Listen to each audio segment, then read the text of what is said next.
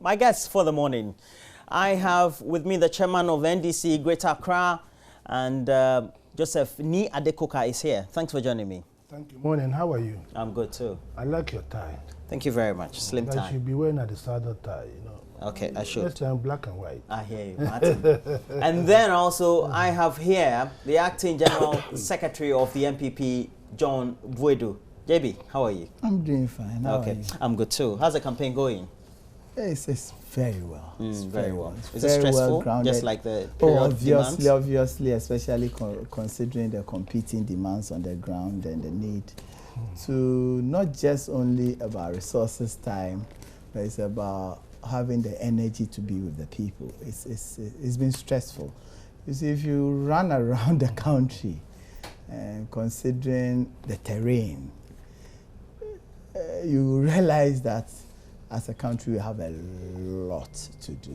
Sometimes these little chick-chacks that we hear sometimes dilute into just small of the problems that we have. And I believe that lots more people, when they listen to us, especially when we are not looking at the bigger picture in terms of what is the challenge that our people face on the ground, I feel that they cringe sometimes. Yes, and your flag bearer was at Ablekuma West yesterday. Yeah. It's part of his mop-up activities for the Yes, Greater Accra region. Obviously, for Greater Accra, you see, he is the chairman of the Greater Accra. For NDC. And you cannot win convincingly if you don't win Greater Accra properly. But the numbers are here. The kind of resources that you need to go around some parts of the country, you can use half and achieve even double of what you are going to use the one resources to because achieve of the numbers. elsewhere. Because of the numbers, because of the size, because of the convenience, because of the understanding. So Greater Accra is a critical role. You see, in Greater Accra, you can even use motorbike to go around the whole constituency. And you're talking about within even a day or sometimes two. And you're talking about close to 150,000 people.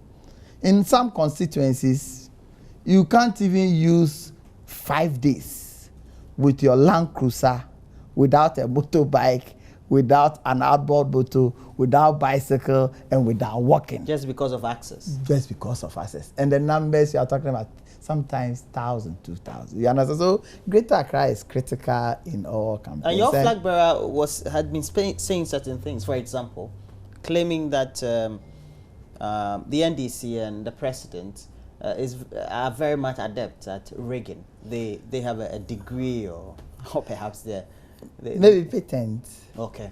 They have the copyright. He said. On a campaign blog. What did he mean by that? You clearly will see that they invest a lot in making sure that the backhand dealings is the focus. I'm privy. You see, sometimes we don't say these things just because of the politics of it. Politics. But I'm privy to a lot of their strategic papers, especially targeted strategic papers for targeted constituencies within regions. And clearly some of it are very frightening. I will crave his indulgence. For us, especially if you are in government and you decide that you want to use government facilities, MASLOC, NYEP, the security agencies, BNI, all with the purpose of taking advantage because you are in government. You set these examples. I'm not saying that it is a novelty. I'm saying that as a country, we need to move to a level that won't have the difficulty we are going to. If you look, maybe we can dovetail it into what our discussion is about. We've had problems as a country, especially in election year, where most of our expenditures go haywire. And as a result of that, it creates lots of difficulty. We spent 3-4 years to cure our own self-inflicted problems as a country, because there are no clear rules as to spending. Even with those that have clear rules, like for instance, Bank of Ghana Act clearly prevents the government from borrowing in excess of 10% of their GDP per year. We flout it with impunity, you understand? I think that as a country, if we are not prudent in managing, but sometimes it comes with laws. I think that where we are and the fact that our debt is eating us up, if we don't have a ceiling of how much each government or per period of time can borrow, we are likely we'll run into a lot of trouble. Likely and I know that will posit us for the main discussion, the issues we want to discuss. And as a result of that, when you were listening to the inserts, were you very much worried about what Nanado was saying? It says you seem to have gotten the expertise or consolidated yourself in rigging elections in Ghana. Let me say good morning to yourself and my very good friend, brother, I've seen for a long time. He's one of the nice guys in town, but sometimes when he speaks, I cringe. I'm the regional chairman of the NDC in Greater Accra. You intend to rig the elections, from what we're hearing? My brother, I'm yet to cite a position paper as to how we should rig the elections. Okay. What we are doing, and then for the past few weeks and months, every day we encourage our PCs to do house to house. Even me, myself, weekends, Monday, we are starting another strategic campaigning, which I wouldn't want to say it here on television, right? We are making all the efforts. Like he said, it's not an easy job, but we wake up in the morning, afternoon, and we are all over the place campaigning. We started the house. It's Professor Mills who started the house to house campaign, and we haven't relented from that type of campaigning. And it's hard work. And also, you need to ensure that you put structures in place, especially at the polling stations where elections are won. I don't see how, with this current system, how you are going to rig an election. How are you going to stop the ballot box, or when the results are declared openly, where all of us, he knows, we stand at the polling station, and then when the chips are sorted out, we start counting. People there when you go to most constituencies now, they can tell you the number of votes that their party won in the last election. So I don't see how the rigging can. You see, what is happening is that our politicians, all of us, right, should be talking about the issues. I keep saying that where we start insulting ourselves, we deviate from what he said the people of this good country wants to hear and want to learn and accept. You see, we are fond of going a tangent of this one. You see, what Leonardo said, that we got the patent for rigging. You see, me, I won't stand here to use set words that are untoward. But I believe that we have to work hard. Elections are won by those who are involved in the election machinery, working very hard, ensuring that on the day of the election, your people turn out to go and vote. Nobody can rig an election. I mean, he knows. Nobody can rig an election. In this day and age, in this modern age, rig an election? It's possible, right? How are you going to rig the election? I've just given an example. I've just told you. The counting is made, everybody, and now... At each polling station. And taken to the constituency. Up to the constituency level. Up to the regional level. Of the EC. And then all these are tracked. So you're saying it's not possible. And these days, everything is tracked.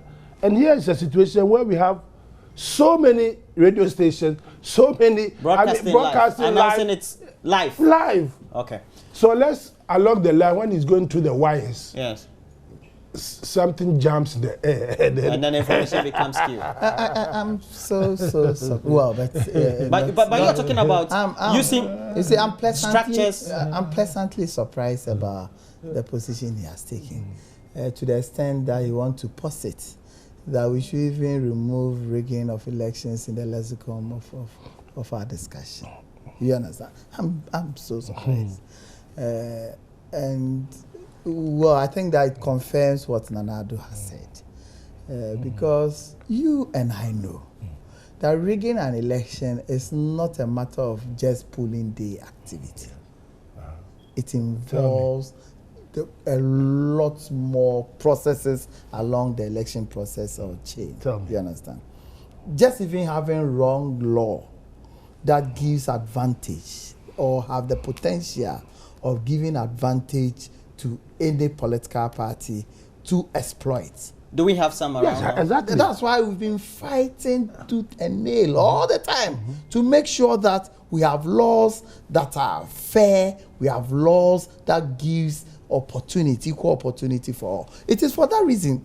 Wait, you see, well, sometimes we need to keep that. You see, that's why, for instance, if you remember when the announcement to have people want to do proxies to avail themselves, you realize that Electoral Commission issued a statement. They issued a statement that had no foundation in law. That was wrong, that was misleading, that would have resulted in very, very difficult situation for us as a people. To the extent that somebody wants to do, who is assigned to do proxy on behalf of somebody, can on his own go to the Electoral Commission, pick a form, fill and send it there. This is recipe for chaos of our country. Can you imagine that we went for an IPAC meeting? I brought up this issue. All parties, including the NDC, were outraged. The Electoral Commission accepted that they had it wrong. We concluded at that meeting that they should issue a statement, a formal statement from the Electoral Commission to correct the misinformation. To date, they've never issued it. So if you have a situation like that, where I don't know for what reason, I don't know for what benefits an empire will gain from positioning itself. And what is curious about the whole thing is that when we're even pointing out to them, their PROs were debating us on air. You mean the Electoral Commission? Yes. Then the NDC will also join. Let me give you a typical example. You see, you and I. So your conclusion is that it is not only changing numbers or perhaps on the election day, or perhaps nothing but it took us about close to 8 months in court, trying to even explain to them what overvoting is. The NDC and the Electoral Commission had classical definition of exactly. It has to take us close to 4 or 5 years before they could even understand what we were saying. Let me give you a typical example: the connivance and the collusion of the NDC. Are you accusing us? I'm accusing you directly. For instance, on the issue of e-transmission, electronic transmission of results. The one that the EC says it's not going ahead. Can you imagine if they couldn't have gone ahead? Let me tell you. And this is why I believe strongly that you are failing this country. We're all in a committee, Electoral Reforms Committee, of which Asedun Kitia was a member of the committee. What we agreed on, we did all the discussion, all the difficulties that Electoral Commission are recognizing now came to the fore for mentioning and for discussion. We came to a conclusion that let us get handheld scanners for the Electoral Commission, so that after collating the results at the collation center of the constituency, just scan the results, transmit it electronically to the National Collation Center. Well, at that point, we were proposing that we should have a National Collation Center that is open, that is a bit more demystifying the myth of this strong room and all that. That was the position we took, and we signed. Then all of a sudden, the Electoral Commission comes out to put out an advert calling for businesses to come and bid for a contract that is going to allow them to transmit. And you contested, you raised certain concerns. To transmit I remember former Chairman McMahon raised. Transmit results from 29,000 polling stations. We said that no, this has not been discussed. We've never had this position. Then the NDC formally held a press conference supporting the wrong position the Electoral Commission was taking and rather accusing us eventually. You see, so if these things goes on, if these things, I can even cite recent example where even in filing of nomination, wrong and archaic laws are quoted by the EC, creating all kinds of. And so these scenarios, you conclude. You see, these are scenarios that you give opportunity for people who want to exploit the process. And you believe those who will be exploiting are the governing entity? Why are they supporting them? You see, I beg to differ strongly. We have an institution called Electoral Commission, and they've been charged to conduct elections. And I've been saying this all over the place, that it seems that some of us have taken the responsibility of wanting to run the elections from our point of view. Meaning what? The sense that EC comes out with a policy to run an election, and then come and sit here and say that in my view, that policy is wrong, and that it is a way of. What if the policy is contested by all? Especially when we have a body like IPAC. I'm coming there. Let me come there, please. Let me come there. You know, we have an IPAC who go and agree, and most of the time, what happens is that when an agreement is reached at IPAC, one party will come out and say that that is not what we agreed upon, and I find it very worrying. And that is what has been happening all the time. People meet at IPAC, and after the IPAC, invariably, sometimes those who did not even attend the IPAC want to interpret the decision that has been taken at IPAC, and then it becomes an NDC and MPP matter. Narrow it to the argument that I've raised, so that we can have. I'm coming. I was coming to your argument, and then he brought in the IPAC, and I have to. We are talking about the EC taking a decision of proxy voting. This is not the first time that we've done proxy voting in this country. We've been doing proxy voting. And my understanding of if you are traveling, you give me the mandate to go and vote on your behalf. Or if you're not available. Or not available. And there are processes that you all have to go through. What was different from what the EC was saying?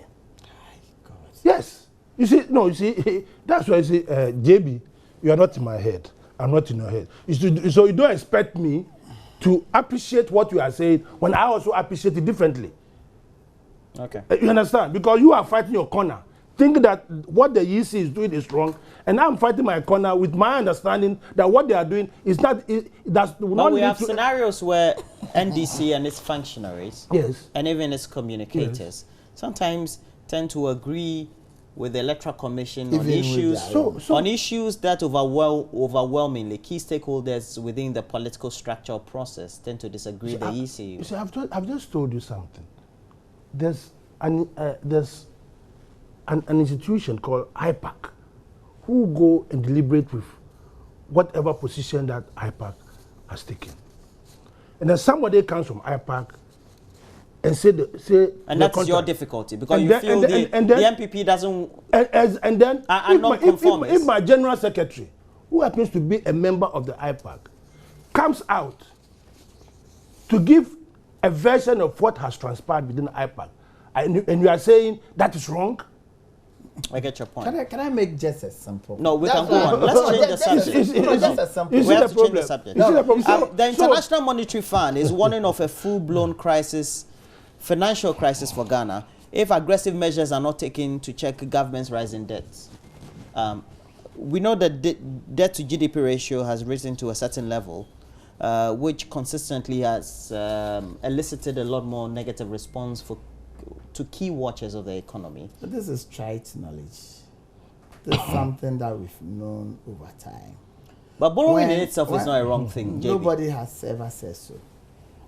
Nobody has ever said so. It is for that reason that we have some measuring rod that indicate to you that your borrowing or your debt position is becoming riskier. It is not for nothing that we have ratios in our company where you do your debt to GDP ratio, debt to income ratio, debt to assets ratio. It is for not and you do your leverages and all that. You understand? If you decide not to do it and say that as for borrowing, it is not. You are really running in the dark and thinking that you are advertising. You understand? We've said it over and over again. And in those times when we say it, when we saw the signal pointing to where we are coming to, what we hear from our friends is that, oh, we have the capacity to borrow. We have the capacity to borrow. Because at that time, the threshold was 60%. Rising from close to 20%. Because if you remember, by 2001, our debt to GDP ratio was close to 189% of our GDP. We managed through sustained fiscal prudent policies to bring it down as low as under 30%. We saw it coming. We raised the issues. But we are continuously even predicted that by the way we are going, we'll run back to IMF. Yes, we did. We ran to them for policy credibility. What does that tell you? It tells you that you yourself, and it is coming through their report that they are giving. You yourself don't trust yourself. You yourself set standards for yourself that you decide not to agree with your own standard for one reason or the other. So you run to them for them to babysit you. Thank God you have been babysitted. You understand? You run the thing said that now we've gone past the threshold of 60%. We've gone past almost the threshold of 70%. Just last, there was some hoodless arrangement that immediately told us that, oh, our debt to GDP ratio had reduced 63%. It was misleading. It was totally misleading. Totally misleading. What had happened then was that the finance minister picked a projected GDP for the year and used it to benchmark it to our debt situation at the point in time, not even taking into consideration our arrears for the period. This is so disingenuous. So disingenuous. Said that we started priding ourselves. Oh, our debt to GDP ratio has increased, reduced to 63%.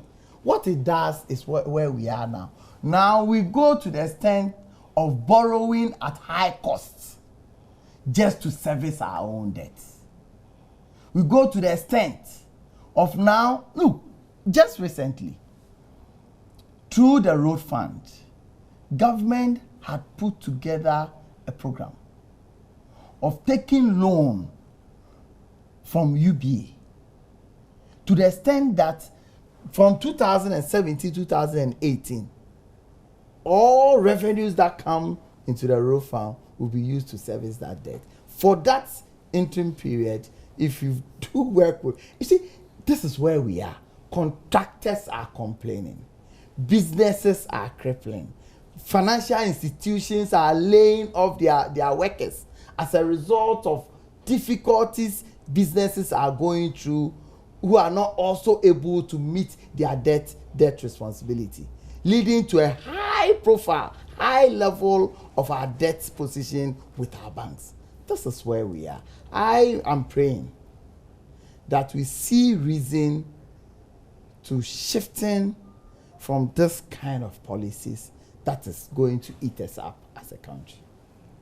Yeah, you see, I think the threshold, according to the argument that we're going, it's almost non-sustainable. You see, the position of the IMF is that every election year, the tendency is for government to overspend. Yes, and they have explicitly said. And they are saying that if in this particular year, if government is able to resist overspending. Are we resisting? Yes. So far? So far. And it goes to say that we're commissioning this, giving out this. No, and that. These are projects. See, these are projects that are already in the system. This is your question was way out of tune. Seriously, your question was way out of tune. If you read the report, it says that the economy is very, very resilient. But if government might be facing some revenue mobilization challenges, and if they For example, the IMF is worried that bank assets across board in the country continue to decline. Read the whole thing. I have read it. I gave it to you. You gave it to me. I gave it to you. And when you gave it to me, I don't think you read it properly. Oh, really? Seriously. So the IMF is asking the government, right, to desist and resist overspending in this election year. And my brother rightly said in his earlier submission, over the years, every government that has been faced with this situation in an election year spend so much, and there's a huge budget deficit, and then we spend 4 years along the line to what? Rectify that. And this year, the NDC has made it very, very clear, but that we are not going to be in that position to warrant the situation where another four-year cycle we end up in getting things wrong. So the report is favorable that once government is able to do that, then the debt to ratio GDP sustainability becomes something that we can be able to manage. So for me, I don't see anything wrong about the position of the IMF on this issue. And you ask whether borrowing is good or bad. Yeah, ask the question. And for me, and I posit my question from where I certain come literature I also from read where around. I come from. Even if you be monitoring the U.S. elections, what is happening there? The one side of the divide says that they are going to invest into infrastructure. They are going to invest into new airports. They are going to invest into new railways. And per analysis, if they do that, their debt is going to go beyond what it is today. Are they not going to borrow to do it? They are going to borrow to do it. It is the ability to ensure that when you borrow, the projects or the things that you borrowed for are really used, and ensure that by the end of their tenure, it will make enough revenue or profit for you to pay back. So for me, and in a developing economy like Ghana, if you want to be in the leagues, the high leagues, you should borrow prudently and ensure that the borrowing is used to do what is necessary for this country to develop. And the IMF continues, says, with continued fiscal efforts, prudent debt management and careful selection of projects to be financed by non-concessional loans, the debt trajectory is now projected to show a more favorable path than before. And I take my next question from one Professor Stiglitz. And there was a publication, I remember last year around February, in the Washington Post, February 28th, 29th, thereabout. And he said the path, the norm of debating or arguing that developing countries should not borrow, it's bad for their normal socio-economic development. And so if you look at the most development economies, the whole idea that you are debt-ridden and so you are not sustainable enough, it's not a best idea for the current state of the Bretton Woods institutions to always tell you that you shouldn't borrow. Because really, we need the money to undertake projects. We need the money to also undertake social intervention. Nobody has ever In what context would you want borrowing to be managed? Nobody has ever said that borrowing is even bad. Nobody has ever said developing countries don't need to borrow. But you need to borrow in a manner that will make it sustainable. And the way we're doing it is not sustainable. It's not. It is clear. What is clear? Should I tell you that we've crossed our threshold long ago? Should I tell you that now we borrow to service just paying back loans, and that leads to us even accepting loans that otherwise we wouldn't have taken in terms of cost of the loans? Should I tell you that as a result of that, government is borrowing deep into the local borrowing arrangements through treasury bills and raising the policy rates, leading to treasury rates being higher And as a result, it makes sense for even business people not to invest in their businesses, rather to invest in treasury bills. Because then they don't tend to grow. You understand? Their portfolios. So this is the situation we find ourselves. Especially where there's a bigger difference in the quantum of your borrowing as compared to what you said you've delivered. Especially where most of these borrowing are done in a manner, or the converse of it is that our internally generated income that we can use also, if we are using it prudently. It's not used prudently. You see? And we use those things to just pat our cronies. Oh. And because how on earth can you explain to me that oil resources, that is meant for all of us, you decide to go and cream that resources available and use it to brand buses. Oh, I know you go there. And use it to brand buses. So you're considering the prudent use. Fantastic. That's all the argument. When you were quoting Stickler, you didn't tell Stickler that in our country, in that country of ours, by which we manage. Can I please? You to come to your turn. You didn't quote and tell Stickler that we have a country with all the difficulties can decide to use our oil revenue, not only branding at a cost, branding at an inflated cost, that at the end of the day, nobody is punished to serve as deterrent to anybody.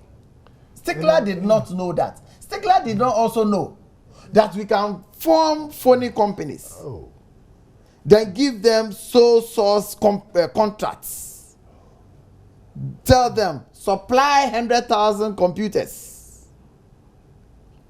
You decide on your distribution channel who to give. At the end of the day, the company supply around 29,000.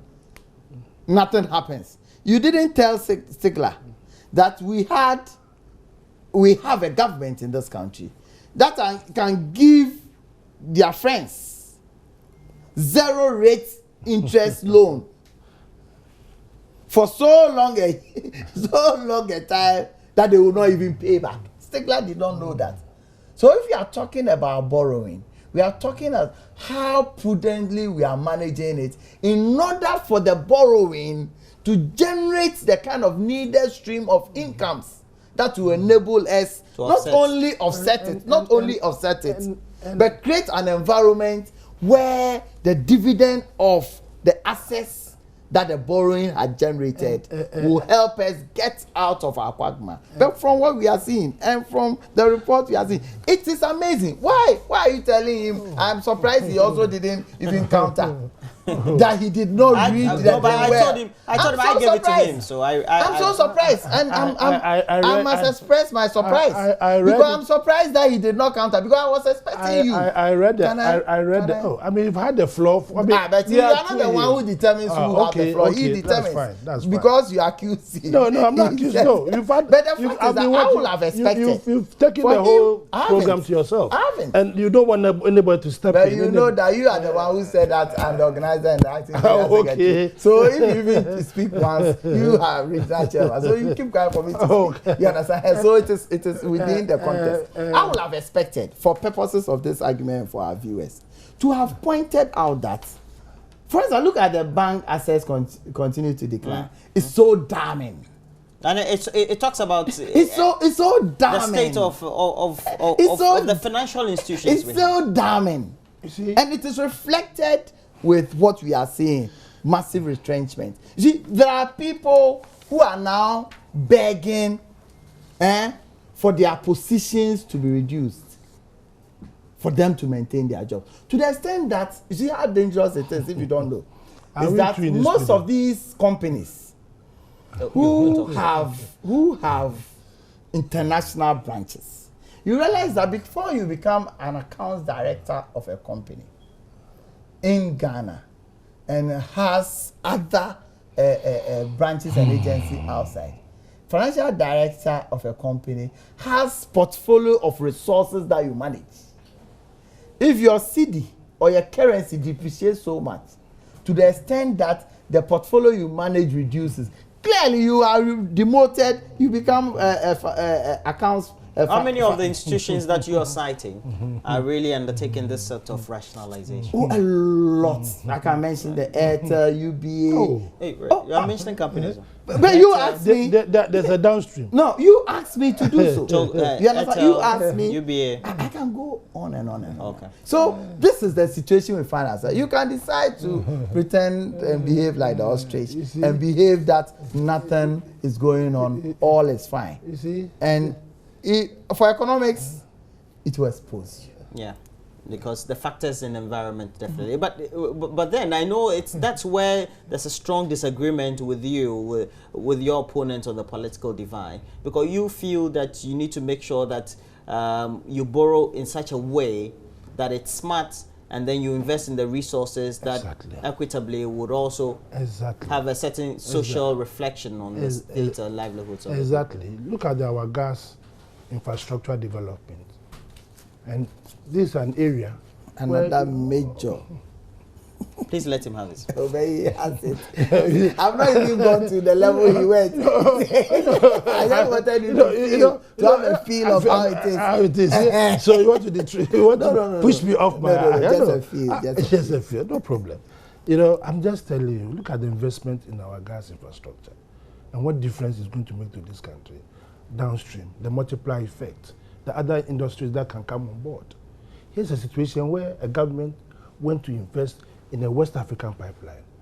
And well, at the time it was not a bad investment. It's still not a bad investment. No, I'll tell you why it's a bad investment. Really? I'll tell you why. Because here is a country who will decide to give you gas depending on whether it will be prudent for them to give it to you or to go and sell outside. It's not because we also owe. Because we are... If you owe, there's an agreement. If you owe, there's an agreement as to how to discharge that whatever amount you owe the people. There's an agreement. So that should play. That should come in play.